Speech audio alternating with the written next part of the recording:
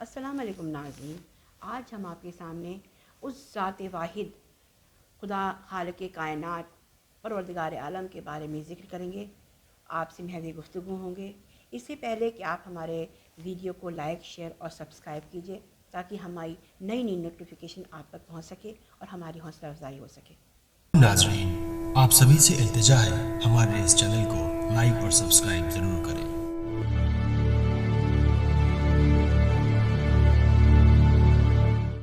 हमारे जहन में ये हमेशा ख्याल घूमता रहता है, ये सवाल उठता रहता है कि खुदा कौन है, कैसा है, कहाँ है, उसकी क्या क्या उसकी तारीफ़ें हैं। लेकिन जब हम अपने आप को देखते हैं, अपने वजूद को देखते हैं, तो हमें मालूम चलता है कि खुदा हमारा वो वाहिद, वो परवरदिगार है जिसने हमें पैदा किया, जिसने हमारी खिलकत की। उसने हमें आँखों वाला बनाया, सुनने वाला बनाया, बोलने वाला बनाया। उसने हमें नया शऊर पैदा किया। उसने वो ज़मीन और आसमान बनाए। उसने वो सारी वादियाँ बनाई, सब्ज़ शादाब बाग बनाए, खुशनुमा हवाएं चलाई। उसने वो सारी नेमतें हमें अता करी जिसके हम लायक भी नहीं थे, लेकिन उसकी रहमत और उसके करम से आज हमें उसने परवरदिगार ने नई नई नेमतों से नवाजा है। वही तो है जिसने हमारी हर मुश्किलों को दूर करता है। वही तो ज़ात है जो हमारी हर मुसीबत ख़त्म कर देता है। वही तो ज़ात है जो हर आने वाली तकलीफ़ों को बेसब्र करने की हिकमत देता है, ताकि वो समझता है कि जो हमारा बंदा अपने मुश्किलों को, अपनी मुसीबतों पे सब्र करेगा, वही उसका बंदा और उसका मोमिन बंदा होगा। मोमियत की पहचान ही यही है। अगर हम अपने आप को देखें तो वाकई, हम अपने आप को पढ़ें तो वाकई मालूम होता है कि खुदा हमारी हर नेमतों से किस तरह से वो हमसे कभी गाफिल ही नहीं रहता है।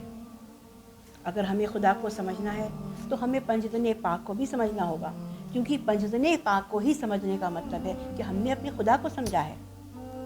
क्योंकि इमाम हुसैन के हर सजदे में खुदा को पहचानवाया गया है। खुदा बहुत मेहरबान है, बहुत शफीक है। वो अपने बंदों पर बहुत मेहरबान है। लाख गुनहगार बंदा होता है तो बंदों को, गुनहगार बंदों को भी अपने आप से कभी मायूस नहीं होना चाहिए, उस खुदा की ज़ात से कभी मायूस नहीं होना चाहिए। लाखों गुनहगार सही, लेकिन खुदा का बंदा तो है।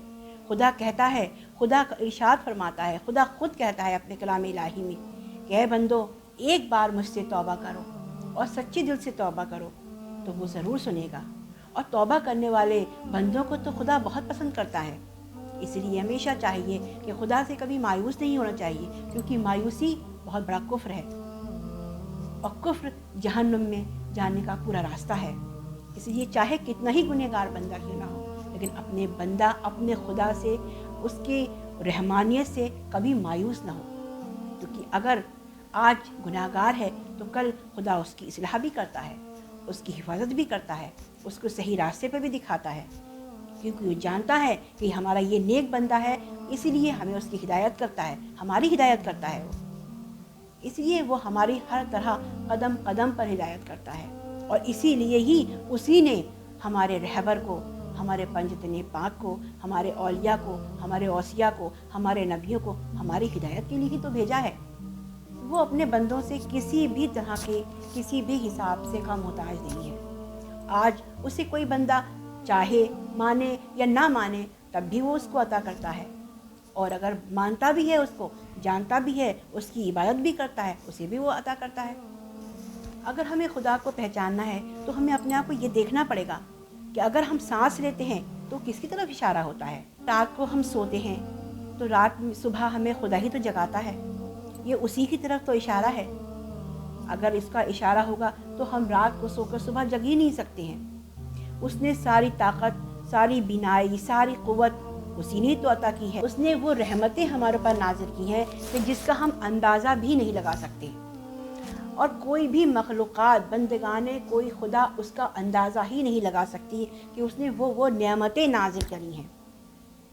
इसलिए उनकी नेमतों से कभी गाफिल नहीं होना चाहिए, क्योंकि वो वाहिद है। अगर वो दुख देता है, अगर वो किसी बंदे को दुख देता है तो ये उसकी हिकमत है, और अगर वो सुख देता है, खुशी देता है, तो उसकी रहमत है।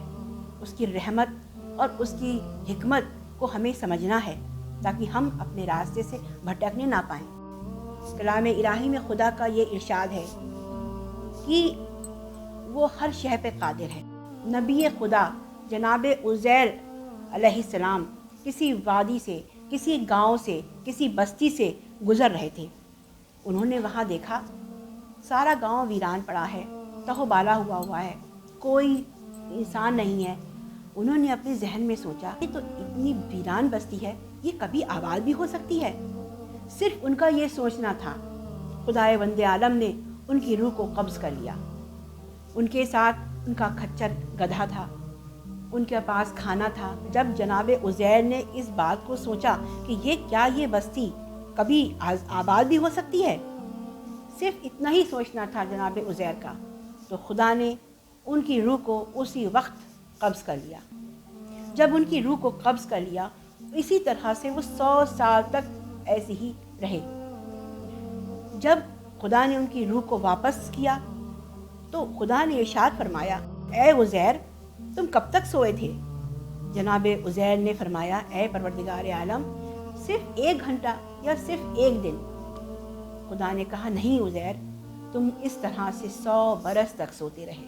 جب خدا نے عزیر سے کہا کہ اے عزیر تم 100 برس تک اسی طرح سے سوتے رہے، ذرا اپنے کھانے کو تو دیکھو۔ جب عزیر نے خدا کے کہنے پر کھانے کو دیکھا تو کھانا بالکل گرم تھا، اس میں ذرا سی بھی بدبو نہیں تھی، ذرا سی بھی خراب نہیں ہوا وہ۔ لیکن جب عزیر نے گدھے کو دیکھا تو وہ بوسیدہ ہو چکا تھا، وہ ہڈیاں اس کی گل چکی تھیں، بوسیدہ ہو چکا تھا۔ تو عزیر نے کہا، اے پروردگار تو واقعی یکتا ہے، تو واقعی قادر و دانا ہے، تو ہر شے پہ قادر ہے۔ اس لیے خدا ہی پہ توکل رکھنا چاہیے، کیونکہ ہر ناممکن کو ممکن بنانا اس کا کام ہے، ہر بھٹکے ہوئے کو راستہ دکھانا اس کا کام ہے۔ اس لیے ہمیشہ اسی کی راہ پر چلنا چاہیے اور اسی کی راہ پر ہمیشہ گامزن رہنا چاہیے۔ والسلام۔